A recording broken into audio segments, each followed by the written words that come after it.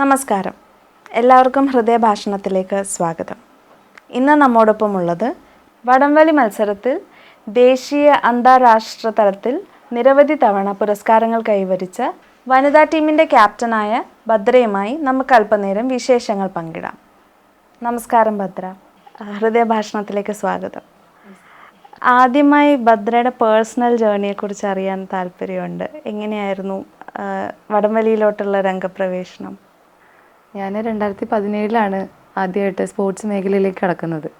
അപ്പോൾ കാണിക്കമാത സ്കൂളിലാണ് ഞാൻ പഠിച്ചത്. അപ്പോൾ 7ാം ക്ലാസ്സിൽ പഠിക്കുന്ന സമയത്ത് ആദ്യമായിട്ട് സ്പോർട്സിലേക്ക് പ്രവേശിക്കുന്നത് നെറ്റ്ബോൾ എന്നൊരു ഇവൻറ്റിലൂടെയാണ്. അപ്പം അന്നൊരു 2 വർഷത്തോളം നെറ്റ്ബോൾ ചെയ്തു. നമുക്ക് ഡിസ്ട്രിക്റ്റ് വരെ പോയി. പക്ഷേ പെർഫോമൻസിൻ്റെ ബേസിസിൽ നമുക്ക് അങ്ങോട്ട് അത്ര ടൈറ്റ് ടീം ആയിരുന്നില്ല. അപ്പം കുറച്ച് നാൾ കഴിഞ്ഞ് നമ്മൾ ഈ പ്രാക്ടീസിൻ്റെ ഇടയ്ക്ക് തന്നെയാണ് മേഴ്സി കോളേജിലാണ് ഞാൻ പ്രാക്ടീസ് ചെയ്തിരുന്നത്. അവിടെ വെച്ചിട്ട് എലിൻ സാറാണ് എൻ്റെ കോച്ച്. അപ്പോൾ സാറാണ് വന്ന് ആദ്യമായിട്ട് ഇങ്ങനൊരു വടംവലി എന്നൊരു ഇവൻ്റ് ഉണ്ടെന്ന് പറഞ്ഞിട്ട് ഞങ്ങളെ ഇൻട്രൊഡ്യൂസ് ചെയ്യുന്നത്. അപ്പോൾ അന്ന് കുഞ്ഞു പ്രായമാണ്, നമുക്ക് എന്താ വടംവലി എന്നറിയില്ല. എല്ലാവർക്കും ഈ മത്സരം എന്ന് പറയുമ്പോൾ ഓണത്തിനൊക്കെ കണ്ടു പരിചയമുള്ളൂ. അപ്പോൾ എല്ലാവർക്കും അത്ര പരിചയമുള്ളൊരു മത്സരമല്ല. അപ്പോൾ ഞങ്ങൾക്കും അത്ര സീരിയസ് ആയിട്ട് തോന്നിയിരുന്നില്ല. സാറും ആദ്യമായിട്ടാണ് ജൂനിയർ കാറ്റഗറി മത്സരങ്ങൾ ഇറക്കുന്നുണ്ടായിരുന്നത്. സീനിയർ കാറ്റഗറിയിൽ മേഴ്സി കോളേജിനൊരു ടീം ഉണ്ടായിരുന്നു. അതല്ലാതെ ജൂനിയർ കാറ്റഗറി ഞങ്ങളാണ് ആദ്യം വരുന്നത്. അപ്പോൾ ആദ്യമായിട്ട് മരത്തിലൊക്കെ ഇട്ടിട്ടായിരുന്നു നമ്മൾ വടം വലിച്ച് പ്രാക്ടീസ് ചെയ്തിരുന്നത്. അങ്ങനെ കുറച്ച് നാൾ പ്രാക്ടീസ് ചെയ്തു.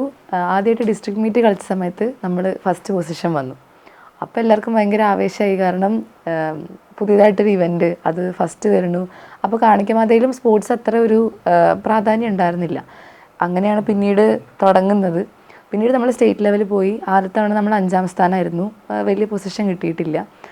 2ാം തവണ നമ്മൾ ഏകദേശം ഒരു 6 മാസത്തോളം നല്ല പ്രാക്ടീസ് ചെയ്തു. അന്ന് എല്ലാ കാറ്റഗറിക്കും ടീം ഉണ്ടായിരുന്നു. Under 13, 15, 17, 19 seniors. അങ്ങനെ ഞങ്ങൾ മേഴ്സി കോളേജ് ഗ്രൗണ്ടിൽ തന്നെ പ്രാക്ടീസ് ചെയ്യായിരുന്നത്. ഒരുപാട് നാൾ പ്രാക്ടീസ് ചെയ്തു. അതിനുശേഷം സ്റ്റേറ്റ് ലെവൽ ഞങ്ങൾ ഫസ്റ്റ് വന്നു. അന്ന് ഇവിടെ പാലക്കാട് വെച്ചിട്ട് തന്നെയാണ് നടത്തിയത്, വ്യാസവിദ്യാപീഠത്തിൽ. അപ്പോൾ നമ്മുടെ ഹോം ഗ്രൗണ്ടാണ്. അതായത് നമ്മുടെ ജില്ലയിൽ വെച്ച് നടക്കുമ്പോൾ ഒന്നുകൂടെ നമുക്കൊരു ആവേശമാണ് മത്സരത്തിൻ്റെ കാര്യത്തിൽ. അപ്പോൾ നമ്മൾ ഫസ്റ്റും കൂടി വന്നു. അന്നാണ് ആദ്യമായിട്ട് 2019 എനിക്ക് ആദ്യമായിട്ട് നാഷണൽസ് സെലക്ഷൻ കിട്ടണേ. അപ്പോൾ അന്ന് പോയി. ക്യാമ്പൊക്കെ കുറച്ച് ബുദ്ധിമുട്ടായിരുന്നു. ഞാൻ ഒറ്റ മോളാണ്. അപ്പോൾ വീട്ടിൽ നിന്ന് അധികം വിട്ടു നിന്ന് പരിചയമില്ല. അപ്പോൾ ആദ്യമായിട്ട് മാറി നിന്നു, ഒരു 10-20 ദിവസത്തോളം മാറി നിന്നു. അപ്പോൾ അന്ന് 2019 പ്രളയം ആ ഒരു ടൈമാണ്. അപ്പോൾ എല്ലാം കൊണ്ടും ടൈറ്റാണ്. മഴ, ബുദ്ധിമുട്ടുകൾ, ഇപ്പം സ്റ്റേ ആയാലും ക്യാമ്പായാലും പിന്നെ യാത്ര കാര്യങ്ങൾ ബുദ്ധിമുട്ടുകളൊക്കെ അധികമുള്ളൊരു ടൈം. പിന്നെ ചെറിയ പ്രായമാണ്. പക്ഷെ രസമായിട്ട് പോയി. അതും വേറൊരു അനുഭവം. അങ്ങനെ അത് കഴിഞ്ഞു. അന്ന് നാഷണൽസ് കേരളത്തിനെ പ്രതിനിധീകരിച്ച് കളിച്ചു. 1ാം സ്ഥാനം നേടി. അപ്പോൾ ഒരുപാട് സന്തോഷമായി. കാരണം പെട്ടെന്നാണ് ഓരോ രീതിയിൽ ഒരുപാട് പേര് അറിഞ്ഞു തുടങ്ങി ഇങ്ങനൊരു മത്സരത്തിനെ പറ്റിയിട്ടും കാര്യങ്ങളിലും. സ്കൂളിലും അത്ര തുടക്കത്തിൽ എന്താണെന്നൊന്നും അറിയില്ലല്ലോ. പിന്നീടാണ് എല്ലാവരും സപ്പോർട്ട് ചെയ്ത് തുടങ്ങിയത്. പിന്നീട് 15 കാറ്റഗറിയിൽ കളിച്ചു, അണ്ടർ 17 കാറ്റഗറിയിൽ കളിച്ചു, അണ്ടർ 19 കളിച്ചു. പിന്നെ ഇതിപ്പോൾ സീനിയർ കാറ്റഗറിയിലാണ് ഇപ്പോൾ നിലവിലുള്ളത്. തുടർച്ചയായിട്ട് ഏകദേശം ഒരു 8 ഗോൾഡ് മെഡലോളം കേരളത്തെ റെപ്രസെൻ്റ് ചെയ്തിട്ട് 8 വർഷത്തോളം കളിച്ചു. അതിൻ്റെ ഇടയിൽ തന്നെ ഒരു ഖേലോ ഇന്ത്യ മത്സരത്തിൽ പങ്കെടുത്തു. അത് 1ാം സ്ഥാനം കിട്ടി. അതേപോലെ ഒരു ഓൾ ഇന്ത്യ മത്സരം, അതിലും അതായത് യൂണിവേഴ്സിറ്റി, മേഴ്സി കോളേജിനെ പ്രതിനിധിച്ച യൂണിവേഴ്സിറ്റി ഓൾ ഇന്ത്യയിലും 1ാം സ്ഥാനം നേടി. അതിനുശേഷമാണ് 2025 ഇൻ്റർനാഷണൽ മത്സരത്തിൽ പങ്കെടുക്കുന്നത്. അപ്പോൾ ഏകദേശം ഒരു 8 വർഷത്തോളമായി ഇപ്പം സ്പോർട്സ് മേഖലയിൽ തുടങ്ങിയിട്ട്. ഇപ്പോൾ സ്പോർട്സിൽ വന്നതിന് ശേഷം എന്തൊക്കെയാണ് ഡയറ്റ് അല്ലെങ്കിൽ ലൈഫ് സ്റ്റൈലിൽ മൊത്തമായിട്ട് വന്നിട്ടുള്ള ചേഞ്ചസ്? ഇതിൽ വടംവലിയിൽ പ്രധാനമായിട്ടും നമുക്ക് വെയിറ്റ് ഒരു ഘടകമാണ്, മെയിൻ ഘടകമാണ്. ഇപ്പം ഓരോ കാറ്റഗറി ആണെങ്കിൽ അതിനനുസരിച്ച് വെയിറ്റിനും വ്യത്യാസം വരും. ഇപ്പോൾ അണ്ടർ 30 ആണെങ്കിൽ അണ്ടർ 13 കാറ്റഗറിയിൽ 8 പേരാണ്, ഒരു ടീമിൽ 8 പേരാണ് മത്സരിക്കുക. 2 പേര് സബ്സ്റ്റിറ്റ്യൂട്ട്. അങ്ങനെ 10 പേരാണ് ഒരു വടംവലി ടീമിലുണ്ടാവുക. അതിൽ ഈ 8 പേര് ചേർന്ന് 360 കിലോ വെയിറ്റ് വരണം. അപ്പോൾ ഒരു കുട്ടി ഏകദേശം 42 അല്ലെങ്കിൽ 45 കിലോ വരെ ആവാം. ഇനിയിപ്പോൾ ഒരു കുട്ടി 35 കിലോ ആണെങ്കിൽ ഒരു 55 കിലോൻ്റെ കുട്ടി വേറെ ഉണ്ടെങ്കിൽ അതായാലും നമുക്ക് ബാലൻസ് ചെയ്ത് പോവാം. പക്ഷേ ഏകദേശം ഒരാൾ ആവറേജ് ഒരു ഈ വെയിറ്റിൽ കിടക്കണം. അതേപോലെ ഓരോ കാറ്റഗറി മാറുമ്പോൾ നമ്മളും ആ ഒരു ആവറേജ് വെയിറ്റ് മെയിൻറ്റെയിൻ ചെയ്ത് പോകണം. കൂടുതലാണെങ്കിൽ കൂടുതൽ, കുറയ്ക്കുകയാണെങ്കിൽ കുറയ്ക്കണം. പക്ഷെ നമുക്ക് പല മത്സരങ്ങൾക്കും എന്താ പറയുക, ആ സമയമാവുന്ന സമയത്ത് മേ ബി ഒരു 10 കിലോ അല്ലെങ്കിൽ 12 കിലോ കൂടുതലുണ്ടെങ്കിൽ നമ്മൾ ഡയറ്റ് ചെയ്ത് കുറയ്ക്കണം. ഡയറ്റല്ല, ഫുഡേ ഉണ്ടാവില്ല. ആക്ച്വലി നമ്മൾ ഇപ്പം ഏകദേശം മത്സരത്തിന് 2 ദിവസം മുമ്പ് തന്നെ നമ്മൾ കംപ്ലീറ്റ് ഫുഡ് ഒഴിവാക്കും. ക്ഷീണാവും, ടയേർഡാവും. പക്ഷെ നമുക്ക് വെയിൻ കൊടുത്ത ശേഷം ഭക്ഷണം കഴിക്കാം. നമുക്ക് 100 ഗ്രാം പോലും കൂടുതൽ കാണിക്കാൻ പാടില്ല. ഓരോ ഇൻഡിവിജ്വലി അല്ല, ടീമായിട്ട് നമുക്ക് 100 ഗ്രാം പോലും കൂടുതൽ കാണിക്കരുത്. 360 വെയിറ്റ് കാറ്റഗറി എങ്കിൽ കറക്റ്റ് 360 കിലോ തന്നെ നമ്മളവിടെ കൊടുക്കണം. ഇപ്പോൾ സീനിയർ ആണെങ്കിൽ 500 കിലോ ആണ് വെയിറ്റ് കാറ്റഗറി. അപ്പോൾ നമ്മളവിടെ കറക്റ്റായിട്ട് 500, അത് 500.100 ആയിക്കഴിഞ്ഞാൽ നമുക്ക് ഇറങ്ങാൻ പറ്റില്ല. നമ്മൾ കുറച്ചുകൂടി കമ്മിയാക്കിയിട്ട് ഇറങ്ങണം. അപ്പോൾ ഒരു 2 ദിവസം 3 ദിവസം മുമ്പൊക്കെ തന്നെ നമ്മൾ കംപ്ലീറ്റ് ആയിട്ട് ഫുഡ് അവോയ്ഡ് ചെയ്ത് തുടങ്ങും. എന്നിട്ടും കുറേയില്ലെങ്കിൽ നമ്മൾ ലാസ്റ്റ് ആകുമ്പോൾ കുറച്ച് വെള്ളം അവോയ്ഡ് ചെയ്ത് തുടങ്ങും. അങ്ങനെ. ഇനിയിപ്പം നാഷണൽസ് മത്സരങ്ങളൊക്കെ ആണെങ്കിൽ നമ്മൾ ട്രെയിനിലായിരിക്കും യാത്ര ചെയ്യുക. അപ്പം ട്രെയിനിൽ ഓട്ടോമാറ്റിക്കലി തന്നെ നമുക്ക് എപ്പോഴും മൂവ്മെൻറ്റ് വരണതുകൊണ്ട് ഓട്ടോമാറ്റിക്കലി നമുക്ക് കുറച്ച് വെയിറ്റ് ലോസ് വരും. അതിന് പുറമെ നമ്മൾ ഫുഡും കഴിക്കില്ല. പിന്നെ യാത്രയുടെ ഇടയിൽ നമ്മൾ അത്ര ശ്രദ്ധിക്കില്ല, ഭക്ഷണം കഴിക്കാൻ നമ്മൾ അത്ര കോൺസെൻട്രേറ്റ് ആയിട്ട് ആലോചിക്കില്ല. പക്ഷെ ഭക്ഷണം കഴിക്കില്ല, നമ്മുടെ ബോഡി ആക്ച്വലി അതുമായിട്ട് അഡാപ്റ്റ് ചെയ്യും. ഇനി ചില മത്സരങ്ങൾക്ക് നമ്മൾ കുറവായിരിക്കും വെയിറ്റ്. അപ്പോൾ അങ്ങനെയാണെങ്കിൽ ഭക്ഷണം കഴിച്ചു കൂട്ടേണ്ടി വരും.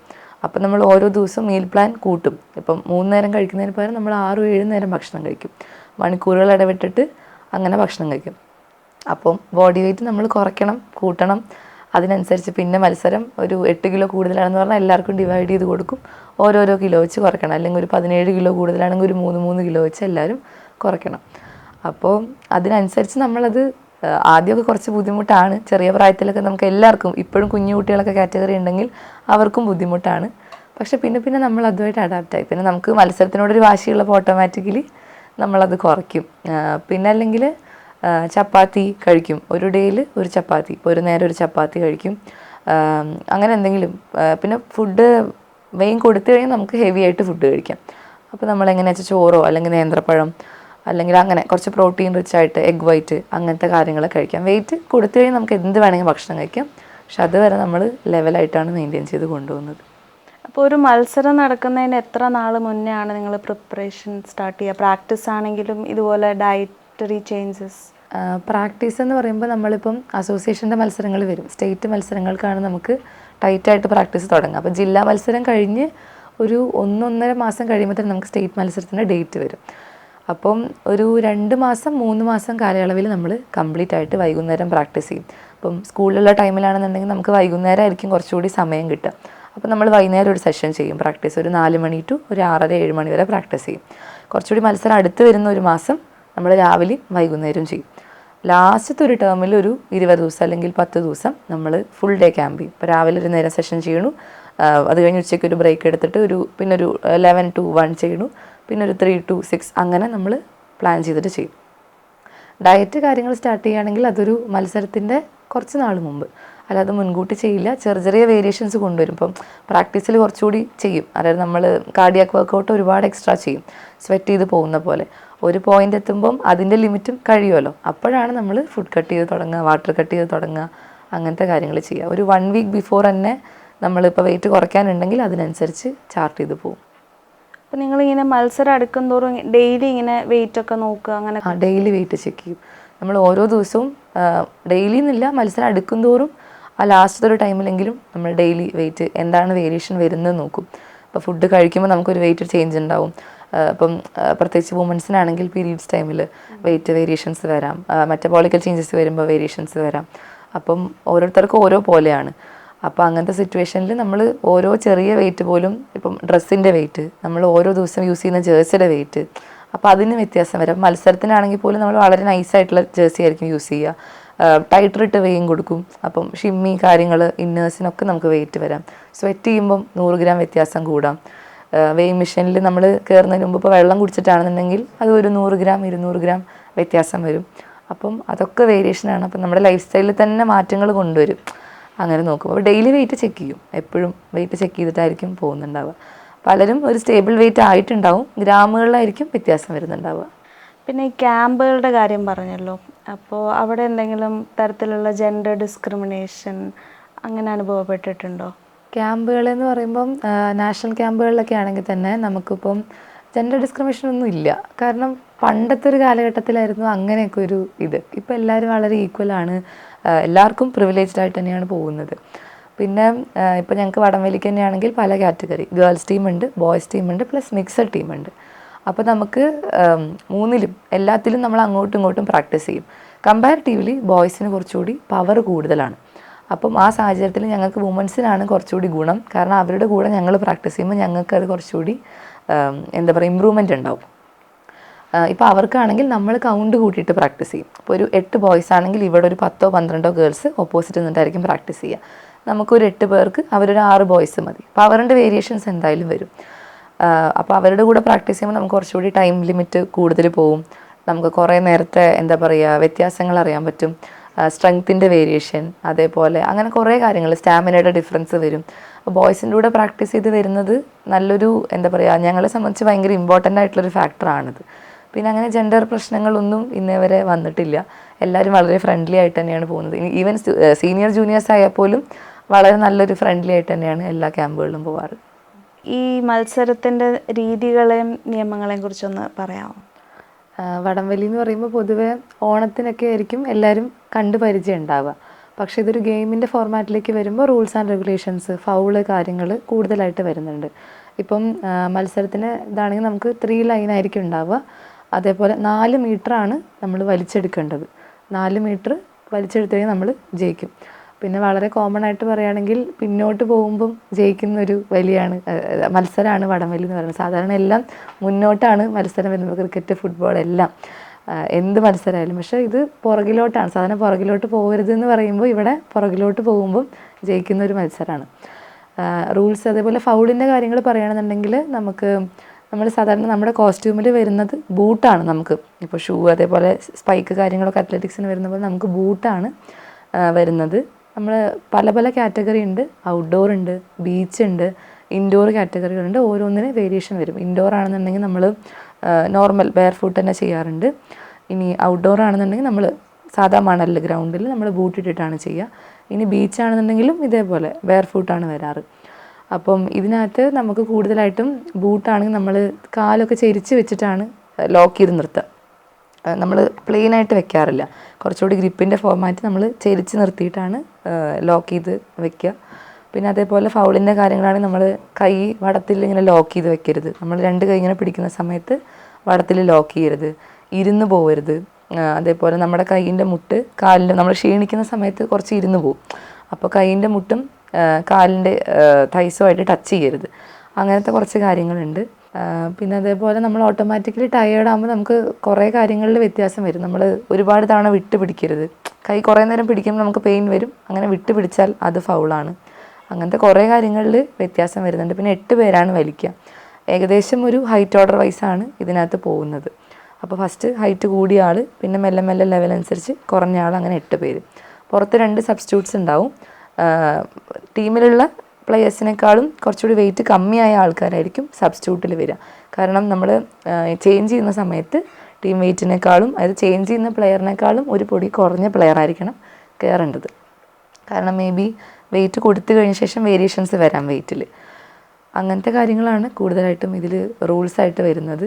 പിന്നെ നാടൻ രീതികളിൽ ഇപ്പോഴും, അതായത് കണ്ണൂർ, കാസർഗോഡ് ഭാഗങ്ങളിൽ ഇപ്പോഴും നാടൻ ശൈലിയിൽ വടംവലി പോകുന്നുണ്ട്. അപ്പം ഇൻഡോറൊക്കെ ആണെങ്കിൽ കുറച്ചുകൂടി വ്യത്യാസമുണ്ട്.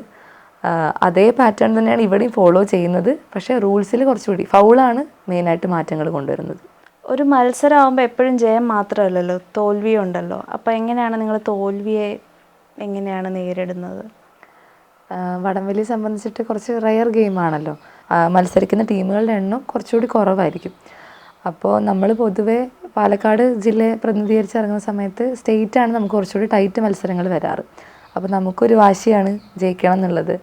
ഇനി നാഷണൽസിലേക്ക് പോകുന്ന സമയത്ത് കേരള ടീം എത്രയോ വർഷങ്ങളായിട്ട് നമ്മൾ തന്നെയാണ് ജേതാക്കൾ. അപ്പോൾ നമ്മളവിടെ കോൺഫിഡൻ്റ് ആണ്. പക്ഷേ സ്റ്റേറ്റാണ് നമുക്ക് കുറച്ചുകൂടി ടൈറ്റ് മത്സരം വരുന്നത്. അപ്പം ഞങ്ങൾ എല്ലാ തവണയൊന്നും സ്റ്റേറ്റ് ഫസ്റ്റ് അടിച്ചിട്ടില്ല. ഇപ്പം എൻ്റെ കാറ്റഗറി ആയപ്പോലും ഞാൻ 2019 അതായത് അണ്ടർ 15 കാറ്റഗറിയിലാണ് ഒരു തവണ സ്വർണം നേടിയത്. പിന്നെ അത് കഴിഞ്ഞിട്ട് ഈ വരുന്ന അണ്ടർ 19 കാറ്റഗറിയിലാണ് പിന്നെ ഒരു തവണ സ്വർണം നേടിയത്. അതിൻ്റെ ഇടയിൽ വരുന്ന മത്സരങ്ങളിലൊക്കെ ബ്രോൺസും സിൽവറുമാണ് വന്നിരിക്കുന്നത്. പക്ഷെ നമുക്ക് പ്ലെയേഴ്സിനെ ഇൻഡിവിജ്വലിയാണ് സെലക്ട് ചെയ്യുക അങ്ങോട്ടേക്ക്. അപ്പോൾ അതിനുശേഷം സെലക്ഷൻ ക്യാമ്പ്, അതേപോലെ നാഷണൽ ക്യാമ്പൊക്കെ കഴിഞ്ഞിട്ടാണ് നമ്മുടെ നാഷണൽ മത്സരങ്ങളിലേക്ക് വരുന്നത്. അപ്പം പൊസിഷൻ്റെ കാര്യങ്ങളിൽ വ്യത്യാസം. പിന്നെ തോൽവിയുടെ കാര്യം പറയുകയാണെങ്കിൽ സത്യത്തിൽ വിഷമാണ്. കാരണം എന്താണെന്ന് വെച്ച് കഴിഞ്ഞാൽ കുറേ നാൾ നമ്മൾ ക്യാമ്പ് ചെയ്തിട്ട് ഒന്നാമതൊരു ടീം വർക്കാണ്. ഒരാളുടെ ഭാഗത്തു നിന്നൊരു ഫോൾട്ട് വന്നാൽ പോലും കംപ്ലീറ്റ് ആയിട്ടൊരു ടീമിനെ ബാധിക്കും. അപ്പം അത് വളരെ പ്രധാനമാണ്. പല കാര്യങ്ങളിലും വ്യത്യാസം വരാം. മേ ബി ഇഞ്ചുറീസ് ഉണ്ടാവാം ഒരു പ്ലെയറിന്, അല്ലെങ്കിൽ ഇപ്പോൾ വെയ്റ്റിൻ്റെ വേരിയേഷൻസ് വരാം. ഫുഡ് കഴിക്കുന്നതിനനുസരിച്ച് മേ ബി അപ്പുറത്തെ ടീമിലോ ഇപ്പുറത്തെ ടീമിലോ വെയ്റ്റിന് വേരിയേഷൻ വന്നാൽ അതും അങ്ങോട്ട് കുറച്ചുകൂടി അഡ്വാൻറ്റേജ് ആണ്. കോർട്ടിൻ്റെ വ്യത്യാസങ്ങൾ വരാം. കോർട്ട് ചിലപ്പം വാട്ടർ ലെവൽ വ്യത്യാസം ഉണ്ടെങ്കിൽ കുറച്ചുകൂടി താഴ്ന്നതോ പൊങ്ങിയതോ ഭാഗങ്ങൾ, അല്ലെങ്കിൽ ചവിട്ടുന്ന ഭാഗങ്ങളിലെ ഗ്രിപ്പ്, ഇതൊക്കെ നമ്മൾ ജയിക്കുന്നതിൻ്റെ ഒരു ഭാഗമാണ്. പ്ലെയേഴ്സ് ചെയ്യുന്നതും വലിക്കുന്നതും ഒക്കെ. അതേപോലെ ലക്ക് ഒരു ഫാക്ടറാണ്. മേ ബി നമ്മൾ ടോസ് ഇട്ടിട്ട് നമുക്ക് കിട്ടുന്നത് ഒരു അഡ്വാൻറ്റേജ് കോട്ട് അല്ലെങ്കിൽ അവിടെയും നമുക്കൊരു ഫാക്ടറാണ്. അങ്ങനെ കുറേ കാര്യങ്ങൾ അവിടെ വരും. പിന്നെ നമുക്ക് എന്താ പറയുക, കുറേ നമ്മൾ പ്രതീക്ഷ വെക്കുമല്ലോ. എല്ലാവരുടെയും ഒരു എക്സ്പെക്റ്റേഷനിലായിരിക്കും നമ്മൾ പോകുന്നുണ്ടാവുക.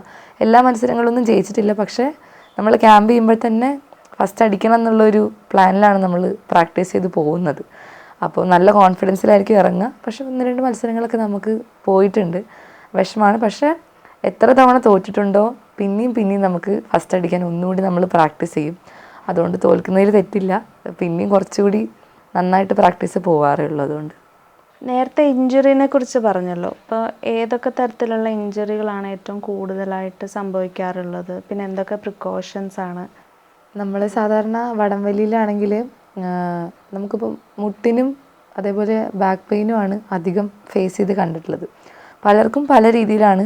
ഇനിയിപ്പോൾ വീണിട്ടൊക്കെ, അതായത് മത്സരം നമ്മൾ കൂടുതലും വീഴ്ച വരും. വലിച്ചെടുത്ത് പെട്ടെന്നൊരു ലൂസ് വരികയാണെങ്കിൽ പെട്ടെന്ന് വീഴ്ച വരും. അപ്പം മേ ബി ആങ്കിളായാലും അല്ലെങ്കിൽ കയ്യിലെ ജോയിൻറ്റോ അല്ലെങ്കിൽ അങ്ങനെ എന്തെങ്കിലുമൊക്കെ ഡിസ്ലൊക്കേറ്റ് ആവാനുള്ള ചാൻസസും കൂടുതലാണ്. ഇഞ്ചുറീസ് ആണ് ഗെയിം. പക്ഷേ ഒന്നുകൂടി കോൺസെൻട്രേറ്റ് ചെയ്ത് പ്രിക്കോഷൻസ് എടുത്ത് പോവുകയാണെങ്കിൽ വലിയ പ്രശ്നങ്ങളില്ല. പക്ഷെ നമ്മൾ ടയേർഡ് ആകുമ്പോൾ ഓട്ടോമാറ്റിക്കലി നമ്മൾ വെച്ചൊരു ലെവലിൽ നിന്ന് കുറച്ചുകൂടി താഴത്തോട്ട് പോകും. ബാക്ക് പെയിൻ ആണ് കൂടുതലായിട്ടും എല്ലാവർക്കും കണ്ടുവരാറ്. പിന്നെ നമ്മുടെ ഒരു സ്ലാൻഡഡ് പൊസിഷനാണ്. കംപ്ലീറ്റ് ബോഡി ലോഡ് ചെയ്ത് കൈയും കാലും എല്ലാം സ്ട്രെയിറ്റ് ചെയ്ത് കാലുകൊണ്ട് ചവിട്ടി എടുക്കുന്ന ഒരു ടൈപ്പ് ഓഫ് മെത്തേഡാണ് വടംവലിയിൽ വരുന്നത്. അങ്ങനെ വരുമ്പം ഏകദേശം ഒരു 3 മിനിറ്റ് 4 മിനിറ്റാണ് സാധാരണ ഒരു മത്സരം പോവുള്ളൂ. അത് കൂടുതൽ പോകുന്തോറും സ്ട്രെയിൻ ആയിക്കൊണ്ടേയിരിക്കും നമുക്ക്.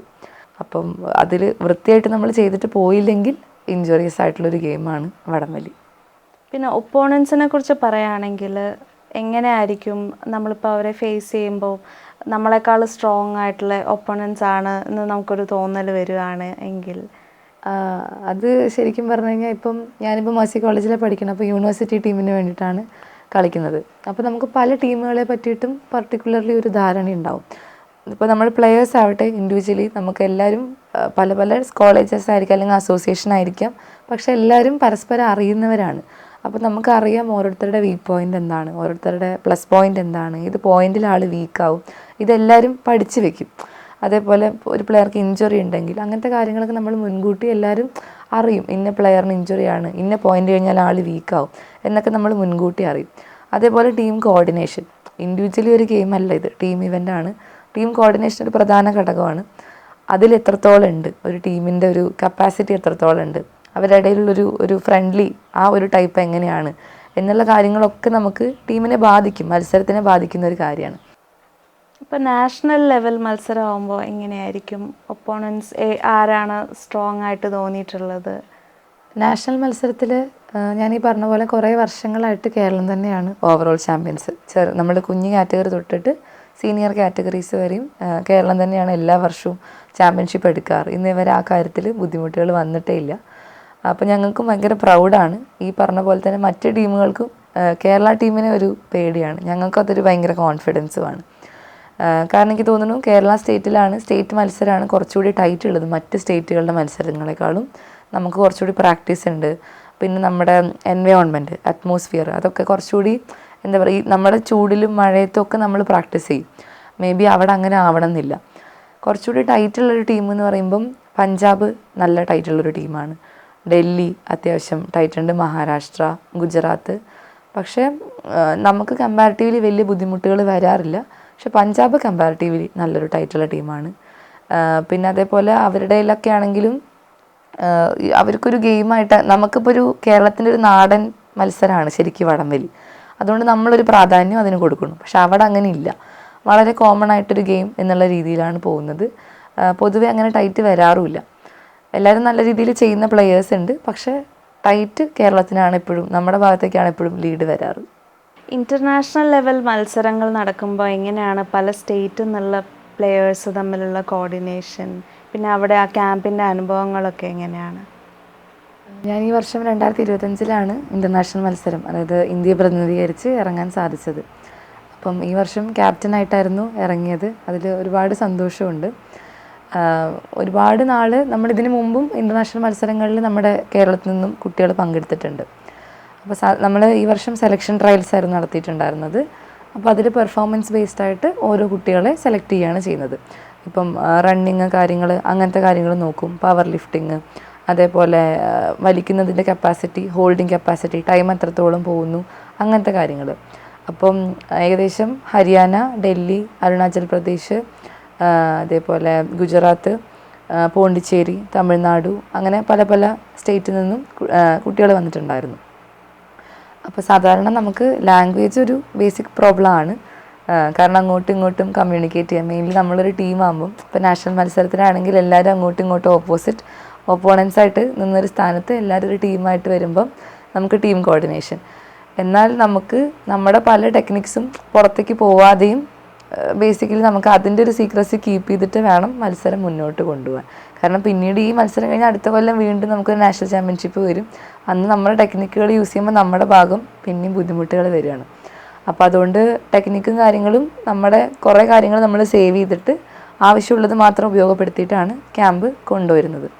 പിന്നെ അതേപോലെ ലാംഗ്വേജ് ഒരു പ്രശ്നമാണ് അങ്ങോട്ടും ഇങ്ങോട്ടും കമ്മ്യൂണിക്കേറ്റ് ചെയ്യുമ്പം. പിന്നെ ഇംഗ്ലീഷാണ് ബേസിക് ലാംഗ്വേജ്. പക്ഷേ നമ്മൾ പറയുമ്പം പല സ്ഥലത്തും ഇപ്പോഴും ഇപ്പോൾ പുറത്തെ സ്റ്റേറ്റുകളിലൊക്കെ ഇംഗ്ലീഷും ഒട്ടും കമ്പാരിറ്റീവ്ലി ഒരു കോമൺ ലാംഗ്വേജ് അല്ല. ഹിന്ദിയാണ് നോർമലി എല്ലാവർക്കും അറിയാം. പക്ഷെ നമുക്ക് എല്ലാവർക്കും ഹിന്ദി അറിയണമെന്നില്ല. അപ്പോൾ കമ്മ്യൂണിക്കേഷനിലൊരു ചെറിയ ബുദ്ധിമുട്ടുകൾ വരാറുണ്ട്. അത് കോർഡിനേഷനെ ബാധിക്കാറുണ്ട്. ബാക്കി പെർഫോമൻസ് ബേസിലാണെങ്കിൽ അതേപോലെ ഇപ്പം ക്ലൈമറ്റിൻ്റെ പ്രശ്നങ്ങൾ പല സ്റ്റേറ്റിലും ഓരോ പോലെ ആയിരിക്കും. ഇപ്പോൾ അരുണാചൽ പ്രദേശൊക്കെ ആണെങ്കിൽ കുറച്ചുകൂടി തണുപ്പുള്ളൊരു ക്ലൈമറ്റാണ്.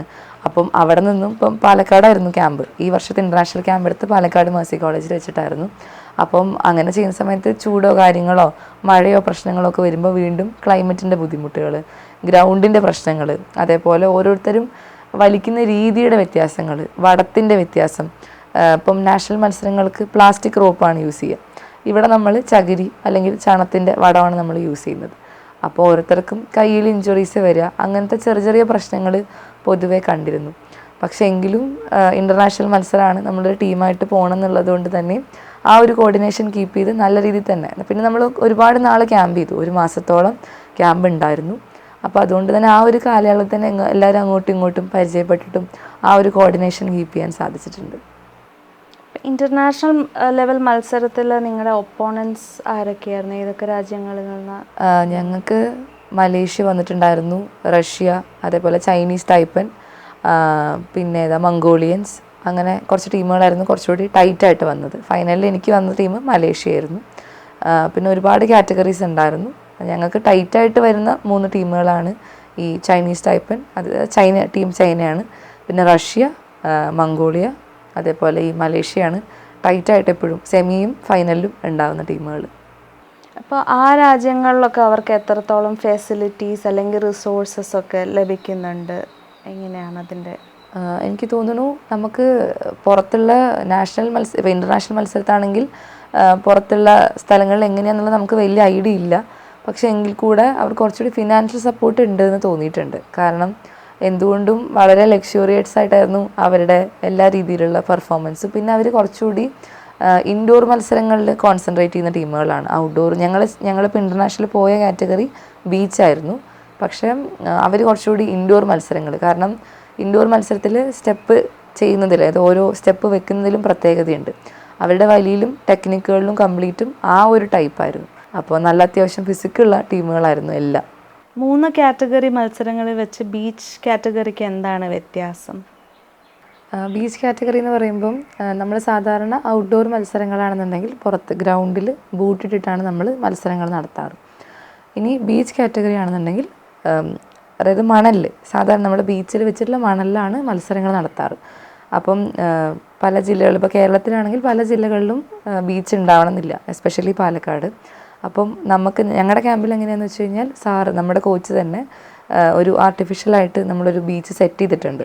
അതായത് പുറത്തുനിന്ന് മണലും കാര്യങ്ങളൊക്കെ എടുത്തിട്ട് അടിയിൽ സെറ്റ് ചെയ്ത് അത്യാവശ്യം ഒരു ലെവലിൽ ബീച്ച് സെറ്റ് ചെയ്തിട്ടുണ്ട്. കുറച്ചുകൂടി വ്യത്യാസം എന്താണെന്ന് വെച്ച് കഴിഞ്ഞാൽ ടൈമിൻ്റെ ഒരു വ്യത്യാസങ്ങൾ നല്ലപോലെ വരും.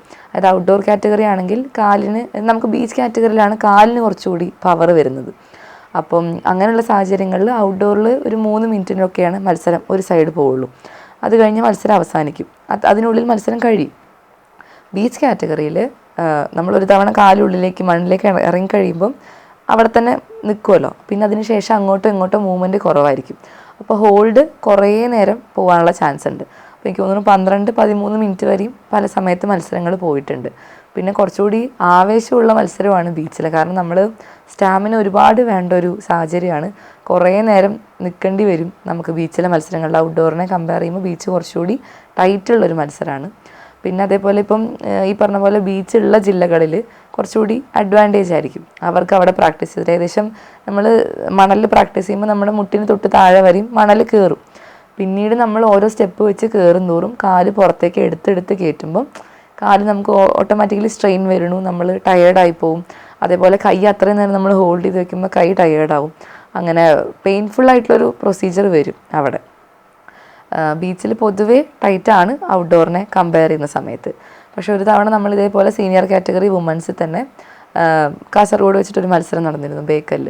അവിടെ ഈ പറഞ്ഞ പോലെ നമ്മൾ ബീച്ചുള്ള കാസർഗോഡ്, കണ്ണൂർ, അതേപോലെ തൃശ്ശൂർ അങ്ങനെ ടീമുകളൊക്കെ തോൽപ്പിച്ചിട്ട് നമ്മൾ പാലക്കാട് ജില്ല ഒരു തവണ ജേതാക്കളായിരുന്നു. സ്കൂളിൽ നിന്നും കോളേജിൽ നിന്നും നല്ല സപ്പോർട്ടാണോ ഭദ്രയ്ക്ക്? ഞാൻ പഠിച്ചത് കാണിക്കമാതാ സ്കൂളിലാണ്. അവിടെയും ഞാൻ 2017 7ാം ക്ലാസ്സിൽ പഠിക്കുമ്പോഴാണ് തുടങ്ങുന്നത് ആദ്യമായിട്ട് സ്പോർട്സ്. അപ്പോൾ ഞാൻ ഈ ഒരു മേഖലയിൽ വലിയ രീതിയിൽ, അതായത് സ്പോർട്സിലേക്ക് വരുന്ന ഒട്ടും പ്രതീക്ഷിച്ച ഒരാളല്ല. വളരെ ഒരു എന്താ പറയുക, ചെറുതായിട്ട് തന്നെ പഠിക്കുമ്പോൾ ഒരു ആവറേജ് സ്റ്റുഡൻ്റ് ആയിരുന്നു. കുറച്ച് ഡാൻസ്, എന്തെങ്കിലുമൊക്കെ പാട്ട് കാര്യങ്ങൾ, അങ്ങനെ ചെറിയ ചെറിയ എന്തെങ്കിലും ആക്ടിവിറ്റീസ്, ഇപ്പോൾ വീട്ടിലായാലും എന്തെങ്കിലുമൊക്കെ പേപ്പർ ക്രാഫ്റ്റ് കാര്യങ്ങൾ അങ്ങനെ പോയിരുന്ന ഒരാളാണ്. സ്പോർട്സ് ഒരു മേഖലയ്ക്ക് വരുന്നേ പ്രതീക്ഷിച്ചിട്ടില്ല. എപ്പോഴും ഒരു തവണ ക്ലാസ് കട്ട് ചെയ്യാനോ മറ്റുമാണ് ഞാൻ ആദ്യമായിട്ട് നെറ്റ്ബോളിൻ്റെ സെലക്ഷനായിട്ട് പോകുന്നത്. അപ്പോൾ പിന്നെ അങ്ങനെ എനിക്ക് ഇഷ്ടപ്പെട്ടു. ഫിസിക്കൽ ആക്ടിവിറ്റീസ് ആദ്യമായിട്ട് ചെയ്യുന്നത് അതുവഴിയാണ്. അപ്പോൾ അങ്ങനെയാണ് മെല്ലെ തുടങ്ങുന്നത്. അന്ന് കാണിക്കുമാതിൽ ആക്ച്വലി എനിക്ക് തോന്നുന്നു ആർച്ചറി അങ്ങനെ എന്തോ ആണ് ഉള്ളത്, വേറെ ഇവൻറ്റ്സ് കുറവായിരുന്നു. അപ്പോൾ വടംവലിയൊക്കെ തന്നെയാണ് പിന്നീട് സ്പോർട്സ് എന്ന് പറഞ്ഞിട്ട് കാണിക്കുമാതിൽ മുന്നോട്ട് കൊണ്ടുവരുന്നത്. അപ്പോൾ നമുക്കും ഭയങ്കര സന്തോഷമായിരുന്നു. മാനേജ്മെൻ്റ് ആയാലും ടീച്ചേഴ്സ് ആയാലും ഒക്കെ നല്ല രീതിയിൽ സപ്പോർട്ട് ചെയ്തിരുന്നു. കാരണം ഫസ്റ്റ് നമ്മൾ ഡിസ്ട്രിക്റ്റ് മത്സരം ജയിച്ചു. അപ്പോൾ കാണിക്കുമാല സ്കൂളാണ് പേര് വരുന്നത്. അപ്പം സ്കൂളിനും അതൊരു ക്രെഡിറ്റാണ്. അപ്പോൾ അവിടെ പഠിപ്പിക്കുന്ന ടീച്ചേഴ്സിനായാലും പ്രിൻസിപ്പൽക്കായാലും എല്ലാവർക്കും ഭയങ്കര സന്തോഷമാണ്. ഞങ്ങൾക്കും ഭയങ്കര സന്തോഷം. എന്താ വെച്ചാൽ മത്സരം കഴിഞ്ഞിട്ട് ഞങ്ങൾ തിരിച്ച് സ്കൂളിലേക്ക് വരുമ്പോൾ ഞങ്ങളെ സ്വീകരിക്കുന്ന ഒരു മൊമെൻ്റ് ഉണ്ട്. അത് ഞങ്ങൾക്ക് ഭയങ്കര പ്രഷ്യസാണ്. അതിപ്പം കലോത്സവം ആവട്ടെ, സ്പോർട്സ് ആവട്ടെ, എന്ത് കഴിഞ്ഞാലും അവർ വളരെ നല്ല രസകരമായിട്ടാണ് കൊണ്ടുപോവുക. അതേപോലെ നമ്മൾ കുറേ നാളൊക്കെ കഴിഞ്ഞിട്ട് നമുക്ക് സ്കൂളിൽ അനൗൺസ്മെൻറ്റ്സ് ഉണ്ടാവുമല്ലോ. അപ്പോൾ അവിടെ ഇങ്ങനെ പറയും, റിസൾട്ടിൽ പേര് അനൗൺസ് ചെയ്യും, ഇന്ന പൊസിഷൻ കിട്ടി എന്ന് പറഞ്ഞാൽ അനൗൺസ് ചെയ്യുമ്പോൾ നമുക്ക് ഭയങ്കര പ്രൗഡാണ്. ഫ്രണ്ട്സിൻ്റെ ഇടയിലായാലും അപ്പോൾ ക്ലാസ് ടീച്ചേഴ്സിനായാലും ഒക്കെ ഭയങ്കര പ്രൗഡായിട്ടുള്ളതാണ്. അതുപോലെ എടുത്ത് പറയുകയാണെങ്കിൽ എന്നെ പഠിപ്പിച്ച ടീച്ചേഴ്സ് ആയാലും ഒക്കെ ഭയങ്കര സപ്പോർട്ട് ചെയ്തിട്ടുണ്ട് നല്ല രീതിയിൽ. പ്രിൻസിപ്പളും ഒരുപാട് സപ്പോർട്ട് ചെയ്തിട്ടുണ്ട്. അന്ന് PT ടീച്ചറായിരുന്നു, സുജിത ടീച്ചറായിരുന്നു. മിസ്സും ഒരുപാട് സപ്പോർട്ട് ചെയ്തിട്ടുണ്ട്. അപ്പോൾ നല്ല രീതിയിൽ നമുക്ക് എന്താ പറയുക കൊണ്ടുപോയിട്ടുണ്ട്. അതേപോലെ ഒരു തവണ നാഷണൽസ് പോയി വന്നിട്ട് ഞങ്ങൾക്കൊരു സ്വീകരണം തന്നിരുന്നു. വളരെ സർപ്രൈസ്ഡായിട്ട്. ഞാൻ ആദ്യമായിട്ട് നാഷണൽസ് പോയി തിരിച്ചു വരുമ്പോൾ ഞങ്ങളന്ന് 4-5 പേരുണ്ട്. അപ്പോൾ ഞങ്ങൾക്കന്ന് ഓഡിറ്റോറിയത്തിൽ ഗാലറിയിൽ ഞങ്ങൾക്ക് വേണ്ടി ഒരു പ്രോഗ്രാം സെറ്റ് ചെയ്ത് ഞങ്ങൾക്കന്ന് അവാർഡ് സെറമണി കാര്യങ്ങളെല്ലാം ചെയ്തിട്ടുണ്ടായിരുന്നു. അപ്പോൾ അന്നൊരു ചെറിയ കുട്ടി, ഒന്നുമില്ലാത്തൊരു സ്ഥാനത്ത് നിന്ന് വലിയൊരു മൊമെൻറ്റ് കിട്ടുമ്പോൾ ഭയങ്കര സന്തോഷമായിരുന്നു. അങ്ങനെയായിരുന്നു കാണിക്കമാതയിൽ. പിന്നെ മേഴ്സി കോളേജിലേക്ക് വരുമ്പോൾ പറയാൻ ഒരുപാട് മെമ്മറീസാണ്. കാരണം കാണിക്കമാതയിൽ പഠിച്ചെങ്കിലും നമുക്ക് ഗ്രൗണ്ട് ഫെസിലിറ്റീസ് കുറച്ച് കുറവായിരുന്നു, കാരണം പ്രാക്ടീസ് ചെയ്യാനൊക്കെ. പിന്നെ വടം കാര്യങ്ങളും. അപ്പോൾ ഓൾറെഡി ടീം ഉണ്ടായിരുന്നത് മേഴ്സി കോളേജിലായതുകൊണ്ട് നമ്മൾ മേഴ്സിയിലായിരുന്നു പ്രാക്ടീസ് കാര്യങ്ങൾ കൊണ്ടുവരുന്നത്. അപ്പം ഇപ്പം ഞാൻ പഠിക്കുന്നതും മേഴ്സി കോളേജിലാണ്. ഇപ്പോൾ ഫൈനൽ ഇയർ സ്റ്റുഡൻ്റാണ്. അപ്പം 2017 തുടങ്ങിയിട്ട് മേഴ്സി കോളേജിലെ ഗ്രൗണ്ടുമായിട്ടുള്ള ബന്ധമാണ്. അപ്പോൾ എന്നെ സംബന്ധിച്ച് അങ്ങോട്ട് ഭയങ്കര അറ്റാച്ച്മെൻ്റാണ്. അപ്പോൾ അവിടെ എങ്ങനെ വെച്ചാൽ ഒരുപാട് ഇവൻറ്റ്സ് പ്രാക്ടീസ് ചെയ്യും. ആ കൂട്ടത്തിൽ ഞങ്ങളും വടംവലി ഒരു സൈഡിൽ പ്രാക്ടീസ് ചെയ്യണം. അപ്പം മേഴ്സി കോളേജിലാണെന്നുണ്ടെങ്കിൽ ഇപ്പം കോളേജിൽ പഠിക്കുന്ന സമയത്ത് നമുക്ക് യൂണിവേഴ്സിറ്റിക്ക് വേണ്ടി കളിക്കാൻ. അപ്പോൾ ഞാൻ ജോയിൻ ചെയ്യുമ്പോഴും എല്ലാ മേഖലയും ഒന്ന് തൊട്ടു. അതായത് അസോസിയേഷൻ ആയാലും സ്റ്റേറ്റ് ആയാലും നാഷണൽ ആയാലും യൂണിവേഴ്സിറ്റി കളിക്കാൻ പറ്റിയിട്ടുണ്ടായിരുന്നില്ല. സ്കൂൾസും കളിച്ചിരുന്നു. അപ്പോൾ യൂണിവേഴ്സിറ്റി കളിക്കാം എന്നൊരു ഇതായിരുന്നു മേഴ്സി കോളേജിലേക്ക് വരുമ്പോഴുള്ള ആദ്യത്തെ ഒരു എയിം എന്ന് പറയുന്നത്. അപ്പോൾ അത് കളിച്ചു. ഓൾ ഇന്ത്യക്ക് സെലക്ഷൻ കിട്ടി. അവിടെയും നമ്മൾ കാലിക്കറ്റ് യൂണിവേഴ്സിറ്റിക്ക് അതേപോലെ ഫസ്റ്റ് വന്നിട്ടുണ്ടായിരുന്നു. അങ്ങനെയുള്ള സാഹചര്യത്തിൽ മേഴ്സി കോളേജിൽ എങ്ങനെയാണെന്ന് വെച്ചാൽ സ്പോർട്സിന് ഒരുപാട് പ്രാധാന്യം കൊടുക്കുന്നുണ്ട്. എത്രയോ നല്ല സ്പോർട്സ് പേഴ്സൺസ് എന്താ പറയുക ഉണ്ടായിട്ടുള്ളൊരു ഗ്രൗണ്ടാണ്. അപ്പോൾ അവിടെ സ്പോർട്സിന് ഒരുപാട് പ്രാധാന്യമാണ്. ഇപ്പോൾ തന്നെ നമ്മൾ ഈ വർഷം തന്നെ എല്ലാ മത്സരങ്ങളും ചാമ്പ്യൻഷിപ്പ് എടുത്ത് നിൽക്കുന്ന ഒരു മൊമെൻ്റാണ്. അപ്പോൾ മാനേജ്മെൻറ്റ് നല്ല രീതിയിൽ സപ്പോർട്ടാണ്, ടീച്ചേഴ്സ് ആയാലും സപ്പോർട്ടാണ്. പിന്നെ അവിടെ സ്പോർട്സ് ഒരു ഫാമിലി പോലെയാണ്, എന്തുകൊണ്ടും അങ്ങോട്ടും ഇങ്ങോട്ടും. പിന്നെ എനിക്ക് ആ ഗ്രൗണ്ടിനോടും ഭയങ്കര അറ്റാച്ച്മെൻ്റ് ആണ് എല്ലാം കൊണ്ടും. പിന്നെ ഇപ്പം ഞങ്ങളുടെ ഫിസിക്കൽ എഡ്യൂക്കേഷൻ്റെ സാറെന്ന് പറയുന്നത് ശ്രീജിത്ത് സാറാണ്. സാറ് നല്ല രീതിയിൽ സപ്പോർട്ട് ചെയ്യും. സാറ് വടംവലി എന്നല്ല, എല്ലാ ഇവൻറ്റും അത്രത്തോളം ഡെഡിക്കേഷൻ, ഹാർഡ് വർക്ക്, ആളുടെ ഒരു വർക്കിലാണ് ഇപ്പം എല്ലാം നല്ല രീതിയിൽ പോകുന്നത്. സ്പോർട്സിൻ്റെ പേരിൽ മേഴ്സി കോളേജ് പുറത്തേക്ക് അറിയപ്പെടാൻ തുടങ്ങി. അപ്പം അതിൽ ഞാൻ ഭയങ്കര ബ്ലെസ്ഡ്, അതിൻ്റെ ഒരു പാർട്ടാവാൻ സാധിച്ചതിൽ. അതുകൊണ്ട് തന്നെ ഞാൻ പഠിച്ചത് കാണിക്കമാതയിലും അതേപോലെ മേഴ്സി കോളേജിലായാലും എനിക്ക് വളരെ സപ്പോർട്ടിംഗ് ആയിട്ടുള്ളൊരു അറ്റ്മോസ്ഫിയറാണ് എപ്പോഴും കിട്ടിയിട്ടുള്ളത്. അതുകൊണ്ട് ആ കാര്യത്തിലും വളരെ സാറ്റിസ്ഫൈഡ് ആണ്. കായികമല്ലാതെ കലാരംഗത്ത് എന്തെങ്കിലും താല്പര്യമുണ്ടോ? പിന്നെ ഇതെല്ലാം കൂടെ എങ്ങനെയാണ് മാനേജ് ചെയ്യുന്നത്? കായിക രംഗത്തല്ലാതെ ഇപ്പോൾ സ്കൂളിൽ പഠിച്ചിരുന്ന സമയത്ത് ബാൻഡിലുണ്ടായിരുന്നു, സ്കൂൾ ബാൻഡ് ടീമിലുണ്ടായിരുന്നു. നമ്മളത് സ്റ്റേറ്റ് കലോത്സവത്തിൽ 1ാം സ്ഥാനമായിരുന്നു. കാണിക്കമാത എന്നും ബാൻഡിൻ്റെ കാര്യത്തിൽ ഒരു വലിയ അസറ്റാണ് കാണിക്കമാതയ്ക്ക് ബാൻഡ് എന്ന് പറയുന്നത്. അതേപോലെ ഡ്രാമ, അങ്ങനെ അതേപോലെ ചെറുപ്പകാലത്തിലും ഈ സ്പോർട്സിലേക്ക് വരുന്നതിന് മുമ്പ് ചെറുതായിട്ട് പാട്ട്, ഡാൻസ് കാര്യങ്ങളൊക്കെ ആയിട്ടും, ചെറിയ പടം വര അങ്ങനത്തെ കാര്യങ്ങളൊക്കെ ആയിട്ടും, വർക്ക് എക്സ്പീരിയൻസ് അങ്ങനത്തെ കുറച്ച് കാര്യങ്ങൾ ചെയ്തിരുന്നു. പൊതുവെ പഠിക്കുന്നതിനേക്കാളും ഇൻട്രസ്റ്റ് ഈ അതർ ആക്ടിവിറ്റീസ്, കൾച്ചറൽ ആക്ടിവിറ്റീസ് ഒക്കെ ചെയ്യാനും ഈ പറഞ്ഞ പോലെ എന്തെങ്കിലും ക്രാഫ്റ്റ് ഐറ്റംസ് ചെയ്യാനൊക്കെ ആയിരുന്നു. അപ്പം എപ്പോഴും എന്തെങ്കിലുമൊക്കെ ചെയ്തുകൊണ്ടിരിക്കുമായിരുന്നു. പിന്നെ ഇപ്പം നിലവിൽ മേഴ്സി കോളേജിൽ പഠിക്കുമ്പോൾ എന്താ പറയുക, സെക്കൻഡ് ഇയറിൽ ഞാൻ ഫോക്ക് സോങ്ങിൻ്റെ ടീമിലുണ്ടായിരുന്നു, നാടൻപാട്ട്. ഞങ്ങളത് ഇൻ്റർ സോണ് പോയിരുന്നു. അതേപോലെ ഇപ്പം ഫോക്ക് ഡാൻസ് ടീമിലുണ്ട്. അതേപോലെ ഫോക്ക് സോങ്ങിൻ്റെ പാട്ട് ഫോക്ക് സോങ്ങിൻ്റെ ടീമിലുണ്ട്. ഫോക്ക് ഡാൻസ് വിപിൻ സാറാണ് എടുക്കുന്നത്. അതേപോലെ ഫോക്ക് സോങ് ശ്രീനാഥ് സാറാണ് എടുക്കുന്നത്. അപ്പോൾ രണ്ടും കുറച്ച് വർഷങ്ങളായിട്ട് തന്നെ മേഴ്സി കോളേജ് എന്നും 1ാം സ്ഥാനത്ത് 2ാം സ്ഥാനത്ത് അങ്ങനെ നമ്മളെന്നും ഇൻ്റർ സോണിലേക്ക് ക്വാളിഫൈ ചെയ്ത് പോകുന്ന ടീമുകളാണ്. അപ്പോൾ അതിൻ്റെ ഭാഗമാവാൻ സാധിച്ചു. പിന്നെ എനിക്ക് മാനേജ് ചെയ്ത് കൊണ്ടുപോകാമെന്ന് പറയുന്ന സമയത്ത് ഞാൻ കഴിഞ്ഞ 3 വർഷമായിട്ടും മേഴ്സി കോളേജ് യൂണിയൻ്റെ ഭാഗമാണ്. അപ്പോൾ ആദ്യത്തെ വർഷം D1 റെപ്രസെൻറ്റേറ്റീവ് ആയിരുന്നു, 2ാമത്തെ വർഷം ജനറൽ ക്യാപ്റ്റൻ, സ്പോർട്സിൻ്റെ ക്യാപ്റ്റൻ ആയിരുന്നു, 3ാം വർഷം ഇപ്പോൾ മേഴ്സി കോളേജിൻ്റെ ചെയർപേഴ്സണാണ്. അപ്പം നമുക്ക് കുറച്ചുകൂടി റെസ്പോൺസിബിലിറ്റീസ് വരുന്ന ഒരു പോർഷനാണ്. ഹൈറാർക്കി ഓർഡറിൽ കുറച്ചുകൂടി കൂടുതൽ റെസ്പോൺസിബിലിറ്റി വരുന്നൊരു സിറ്റുവേഷനാണ് ഇപ്പോൾ. അപ്പം അക്കാഡമിക്സിൻ്റെ കാര്യം പറയുകയാണെങ്കിൽ ഫൈനൽ ഇയർ ആണ്, അതിൻ്റെ ഒരു സ്ട്രെസ്സ് വരുന്നുണ്ട്. ഇപ്പം മാച്ച് കാര്യങ്ങൾ വരുമ്പം നമ്മൾ അതിലേക്ക് കുറച്ചുകൂടി കൊണ്ടുപോകണം. പക്ഷേ സ്കൂൾ സമയത്തും ഇതേപോലെ തന്നെ പല കാര്യങ്ങൾ ഒരുമിച്ച് കൊണ്ടുപോകുന്നത് ഇഷ്ടമായിരുന്നു. എനിക്ക് പല സമയത്തും ഒന്നിൽ കൂടുതൽ കാര്യങ്ങൾ ചെയ്യുന്നതിൽ വലിയ ബുദ്ധിമുട്ടുകൾ വരാറില്ല. ഞാനത് എൻജോയ് ചെയ്യാറുണ്ട്. എൻ്റെ ഒപ്പമുള്ള ആൾക്കാർ എന്നെ അതിൽ സപ്പോർട്ട് ചെയ്യാറുണ്ട്. എസ്പെഷ്യലി പാരൻസ്, അമ്മയും അച്ഛനും ഒരുപാട് സപ്പോർട്ടാണ്. അക്കാഡമിക്സിൻ്റെ കാര്യം വരുന്ന സമയത്ത് അവിടെ നിന്ന് പറഞ്ഞിട്ടുള്ളൊരു നിർബന്ധമാണ്, എന്തിനൊക്കെ പോയാലും അക്കാഡമിക്സിൻ്റെ കാര്യത്തിൽ ഒരു കുറവും വരുത്തരുത് എന്ന്. അതുകൊണ്ട് തന്നെ ഇപ്പോൾ 10th എനിക്ക് 9 A+ഉം 1 A ആയിരുന്നു. അപ്പോൾ കുഴപ്പമില്ലാത്തൊരു മാർക്കിൽ വന്നു. അന്നൊരു നാഷണൽസ് കഴിഞ്ഞ് തിരിച്ച് വന്നിട്ടാണ് പിറ്റേ ദിവസമാണ് പോയി SSLC എക്സാം ആദ്യമായിട്ട് എഴുതുന്നത്. മോഡൽ എഴുതിയിട്ടില്ല, പ്രീ മോഡൽ എഴുതിയിട്ടില്ല. +2ലും അതെ, ഇതേപോലെ എക്സാംസ് ഒന്നും എഴുതാനുള്ളൊരു സാഹചര്യം ഉണ്ടായിട്ടില്ല. കാരണം ഈ മത്സരങ്ങൾ കാര്യങ്ങൾ വരും, നമ്മൾ വിചാരിച്ച പോലെ അക്കാഡമിക്സ് മാനേജ് ചെയ്ത് കൊണ്ടുപോകാൻ പറ്റില്ല. ക്ലാസ് ടെസ്റ്റുകളൊക്കെ വരുമ്പോൾ നമ്മൾ കാര്യമായിട്ട് പ്രാധാന്യം കൊടുക്കില്ല. പക്ഷെ മെയിൻ എക്സാമിന് നല്ല രീതിയിൽ പഠിക്കും, നല്ല മാർക്ക് മേടിക്കും. +2ലായാലും എനിക്ക് 93% ഉണ്ടായിരുന്നു. സയൻസ് ആയിരുന്നു എൻ്റെ സ്ട്രീം. അത് കഴിഞ്ഞ് ഡിഗ്രി എടുത്തപ്പോൾ ഞാനിപ്പം ഇംഗ്ലീഷ് ലിറ്ററേച്ചറാണ് പഠിക്കുന്നത് മേഴ്സിയിൽ.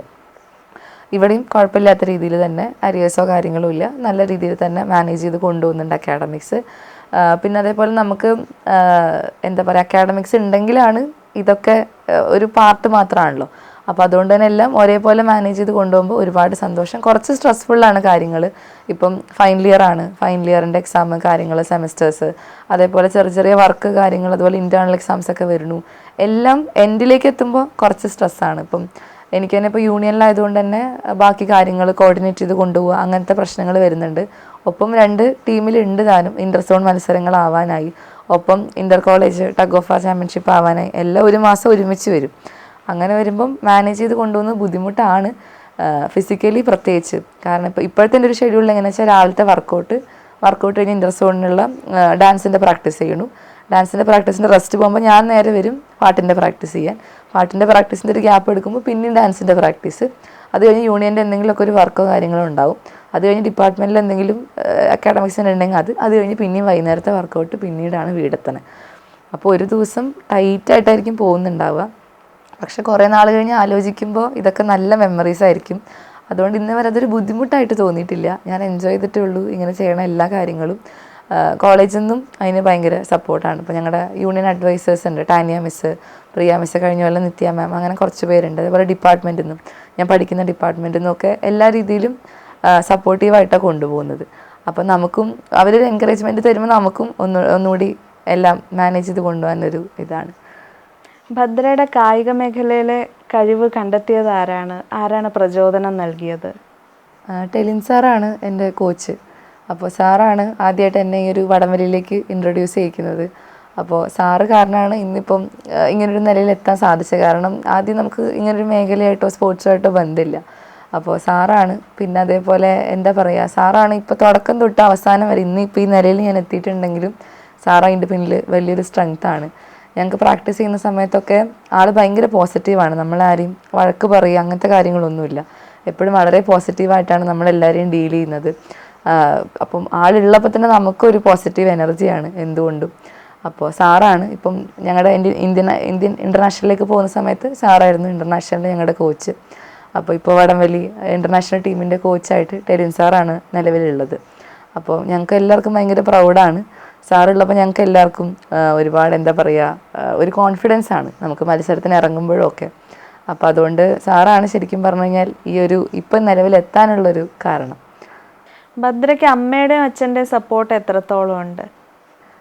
വീട്ടിൽ അമ്മയും അച്ഛനും നല്ല രീതിയിൽ സപ്പോർട്ട് ചെയ്തിട്ടുണ്ട്. അവരാണ് ശരിക്കും ഇതിൻ്റെ പിന്നിൽ നല്ലൊരു സ്ട്രെങ്ത്ത് എനിക്ക്.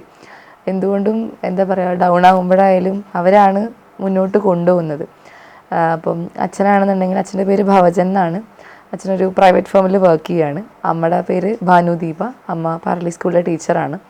അപ്പോൾ രണ്ടുപേരും എല്ലാ രീതിയിലും കെയർ ചെയ്യുന്നുണ്ട്. ഇപ്പോൾ മത്സരങ്ങൾക്ക് പോകുമ്പോഴായാലും അച്ഛനും അമ്മയും കൂടെ വരും. അപ്പോൾ രണ്ടാളുള്ളപ്പോൾ എനിക്കും ഒരു സപ്പോർട്ടാണ്. അതേപോലെ ഏത് മേഖല എപ്പോഴും ആർട്സിനായാലും സ്പോർട്സിനായാലും എല്ലാ മത്സരങ്ങളും കാണാനായിട്ട് അവരുണ്ടാവും. അതേപോലെ ഡെയിലി പ്രാക്ടീസിന് പോകുമ്പോഴും തിരിച്ചു കൊണ്ടുവരുന്നതൊക്കെ അച്ഛനാണ് പിക്ക് ചെയ്ത് കൊണ്ടുവരിക മിക്ക സമയത്തും. നമുക്ക് ചിലപ്പോൾ ടയേർഡാകുമ്പോൾ ഇപ്പോൾ വീട്ടിൽ വന്നാലും എൻ്റെ കാര്യങ്ങളൊക്കെ ചെയ്യുന്ന സമയത്ത് അമ്മയാണ് ഫുൾ ടൈം ഹെൽപ്പ് ചെയ്യുന്നത്. എല്ലാ കാര്യങ്ങളിലും നല്ല സപ്പോർട്ടാണ്. എപ്പോഴെങ്കിലുമൊക്കെ ഡൗൺ ആയി പോയാലും അല്ലെങ്കിൽ മത്സരങ്ങളിലൊക്കെ എന്തെങ്കിലും വിഷമങ്ങൾ വന്നാലും, അക്കാഡമിക്സ് ആയിക്കോട്ടെ കലയിലായിക്കോട്ടെ എന്തെങ്കിലുമൊക്കെ ചെറിയൊരു വിഷമങ്ങൾ വന്നാലും അവരാണ് സപ്പോർട്ട് ചെയ്ത് മുന്നോട്ട് കൊണ്ടുപോകുന്നത്. അതുകൊണ്ട് തന്നെ ഞാൻ വളരെ ഹാപ്പി ആയിട്ട് എൻജോയ് ചെയ്തിട്ടാണ് എല്ലാ കാര്യങ്ങളും മുന്നോട്ട് പോകുന്നത്. എനിക്കൊരു റെസ്ട്രിക്ഷൻ എന്ന് പറയാനൊന്നും ഇന്നേ വരെ വന്നിട്ടില്ല കാര്യമായിട്ട്. പല സ്ഥലത്തും അങ്ങനെ കേട്ടിട്ടുണ്ട്, പക്ഷെ ഇന്നേ വരെ ഒരു റെസ്ട്രിക്ഷൻ വന്നിട്ടില്ല. എല്ലാ ഫ്രീഡവും തന്നിട്ടാണ്. അതുകൊണ്ട് ഹാപ്പി ആയിട്ട് എൻജോയ് ചെയ്തിട്ടാണ് ഇന്നേ വരെ എല്ലാ കാര്യങ്ങളും കൊണ്ടുപോയിട്ടുള്ളത്. എന്തൊക്കെയാണ് വടംവലി മേഖലയിലുള്ള സാധ്യതകൾ? പിന്നെ പുതിയതായിട്ട് വടംവലിയിലോട്ട് വരുന്ന കുട്ടികളോട് എന്താണ് ഭദ്രയ്ക്ക് പറയാനുള്ളത്?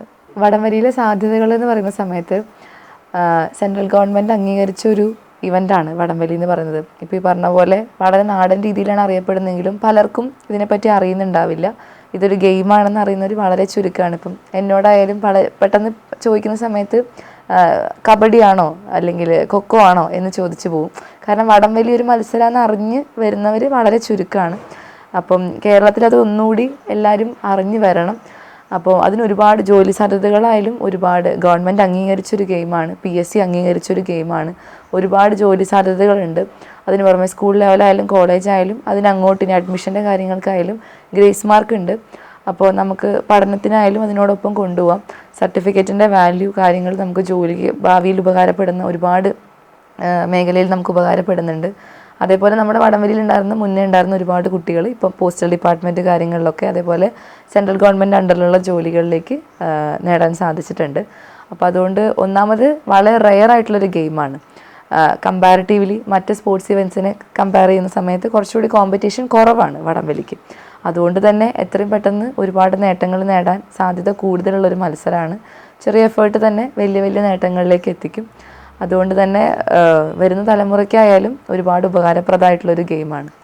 ഇനിയൊരു സന്ദേശമായിട്ട് പറയുകയാണെന്നുണ്ടെങ്കിൽ പുതിയ കുട്ടികളോടാണെങ്കിലും ഇപ്പോഴത്തെ ഒരു ടൈം എന്ന് പറയുന്നത് എല്ലാവരും വീട്ടിലായിരിക്കും, മൊബൈൽ ഫോണ് കാര്യങ്ങൾ അല്ലെങ്കിൽ വളരെ പുറത്തെ സറൗണ്ടിങ്സുമായിട്ടോ സോഷ്യലി അധികം കണക്ഷൻ ഇല്ലാതെ പോകുന്നൊരു ടൈമാണ്. ശരിക്കും ഓരോ ദിവസവും സോഷ്യൽ മീഡിയ ആണ് ഒരു കുട്ടിയെ നയിച്ചു കൊണ്ടുപോകുന്നത്. അതിനപ്പുറം ഫിസിക്കൽ ആക്ടിവിറ്റീസ് ചെയ്യുന്ന കുട്ടികളൊക്കെ വളരെ കുറവാണ്. അപ്പം ഇതിലോട്ടൊക്കെ സ്പോർട്സ് ഇവൻറ്റ്സ് ഏതിലായാലും ഉൾപ്പെടുത്തുക, അതേപോലെ ഒരു ദിവസം വളരെ പ്രൊഡക്റ്റീവായിട്ട് കൊണ്ടുപോവുക. അങ്ങനത്തെ കാര്യങ്ങൾ പിന്നീടും ഭാവിയിൽ നമുക്ക് ഉപകാരപ്രദമായിരിക്കും. അതേപോലെ പിന്നീട് ആലോചിക്കുമ്പോൾ ഒരുപാട് നല്ല നല്ല മെമ്മറീസ് ഉണ്ടാവും. എനിക്ക് തന്നെ ആലോചിക്കുമ്പോൾ ഇഷ്ടംപോലെ നല്ല നല്ല നിമിഷങ്ങളുണ്ട്. ഒരുപാട് യാത്രകൾ, എത്രയോ സ്ഥലങ്ങൾ കണ്ടുവരാൻ പറ്റി. അതേപോലെ നമുക്കിപ്പം ഓട്ടോമാറ്റിക്കലി സ്പോർട്സിൽ ഇല്ലാതിരുന്നെങ്കിൽ ഇതൊന്നും സാധിക്കില്ലായിരുന്നു. എത്രയോ പരിചയക്കാർ പുറത്ത് സ്റ്റേറ്റുകളിലായാലും നാഷണൽസിലായാലും ഒക്കെ മറ്റ് രാജ്യക്കാരുമായിട്ടൊക്കെ എത്രയോ നല്ല രീതിയിലുള്ള ബന്ധങ്ങൾ. അപ്പോൾ അങ്ങനെ വരുമ്പം എത്രയോ ആൾക്കാരെ അറിയപ്പെടുന്നു, ഒരുപാട് സ്ഥലങ്ങൾ കാണുന്നു. ഇതൊക്കെ നമുക്ക് നോർമലി ഉള്ള സമയത്ത് നടക്കണം എന്നില്ല. അപ്പോൾ അങ്ങനെ കുറേ ഉപകാരങ്ങളുണ്ട്. അപ്പം on and of the field നല്ല വ്യത്യാസങ്ങളുണ്ട്. അപ്പോൾ ഇനി വരുന്ന തലമുറകൾ ഒരുപാട് നല്ല രീതിയിൽ തന്നെ സ്പോർട്സിലേക്കുമൊക്കെ ഇൻവോൾവ് ചെയ്ത് വരികയാണെങ്കിൽ കുറച്ചുകൂടി അവർക്കും നല്ല മെമ്മറീസും കാര്യങ്ങളും അതേപോലെ ഫിസിക്കലി ആയാലും മെൻ്റലി ആയാലും ഒരുപാട് സന്തോഷം ഉണ്ടാക്കുന്ന നിമിഷങ്ങളായിരിക്കും എന്നുള്ളതാണ്. ഇത്രയും നേരം ഞങ്ങളോട് ഒരുപാട് കാര്യങ്ങൾ പങ്കുവച്ചതിന് വളരെയധികം നന്ദി ഭദ്ര. ഭാവിയിൽ ഇനിയും ഒരുപാട് നേട്ടങ്ങൾ കൈവരിക്കട്ടെ എന്ന് ആശംസിക്കുന്നു. Thank you so much. എനിക്കും ഒരുപാട് സന്തോഷം ഇങ്ങനൊരു അവസരം കിട്ടിയതിൽ. എന്താ പറയുക, ഇത്രയും നാൾക്കിടയിൽ ഏറ്റവും നല്ലൊരു നിമിഷങ്ങളായിരുന്നു ഇപ്പോൾ ഉണ്ടായിരുന്നത്. നമ്മുടെ ഇടയിലുള്ള കോൺവെർസേഷൻസ് ആയാലും പിന്നെ വളരെ കാഷ്വലായിട്ട് പറയുകയാണെങ്കിൽ അമൃത ചേച്ചി ഞാനും സംസാരിച്ച് വന്നപ്പോഴാണ് അറിഞ്ഞത് ഒരുപാട് കാര്യങ്ങളിൽ വളരെ കോയിൻസിഡൻസ്. അതായത് നമ്മൾ പഠിച്ചത് ഒരേ സ്കൂളിലാണ്, എൻ്റെ സീനിയറാണ്, പഠിച്ചത് ഒരേ സ്കൂളാണ്, പഠിച്ചത് ഒരേ കോളേജാണ്, ഒരേ സ്ട്രീമാണ്, ഒരേ ഡിപ്പാർട്ട്മെൻറ്റാണ്. ഒരുപാട് കാര്യങ്ങളിൽ ഇങ്ങനൊരു സാമ്യം വന്നപ്പോൾ ഒരുപാട് സന്തോഷം തോന്നി. ഞാനും അതുകൊണ്ട് ഒരുപാട് സാറ്റിസ്ഫൈഡ് ആയിരുന്നു, ഒരുപാട് കംഫർട്ടബിൾ ആയിരുന്നു. ഒരുപാട് സന്തോഷം ഇങ്ങനൊരു അവസരം തന്നതിൽ. Thank you so much. ഹൃദയഭാഷണത്തിൽ മറ്റൊരു അതിഥിയുമായി കണ്ടുമുട്ടും വരെ നന്ദി, നമസ്കാരം.